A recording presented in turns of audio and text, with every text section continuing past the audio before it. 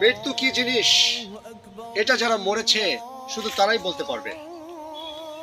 তাই আসুন, সেই কঠিন মুহূর্তটুকু আসার আগে আমরা নিজেরা ভালো হয়ে যাই, ইসলামী আদর্শকে ফিরিয়ে নিয়ে আস। এমনও তো দেখা যায় ঠিক মৃত্যুর আগ মুহূর্তে সে খাওয়া দাওয়া করছে, সে হয়তো বিড়ি টানে, কিন্তু একটু পরে সে হঠাৎ বলে আমার শরীর কেমন যেন লাগছে, হঠাৎ চলে যায়। মৃত্যুটাকে আল্লাহ সুবহানাহু ওয়া তাআলা আমাদের কাছে অজানা রেখে দিয়েছেন। মৃত্যুকে আল্লাহ জানান নাই, জানাবেনও না। কিয়ামত পর্যন্ত প্রত্যেকটি মানুষ সব জিনিসকে আল্লাহ ওপেন করে দিয়েছেন, কিন্তু মৃত্যুকে আল্লাহ সুবহানাহু ওয়া তাআলা গোপন করে রেখেছেন। কিসের জন্য? প্রস্তুত থাকার জন্য, প্রস্তুত থাকার জন্য।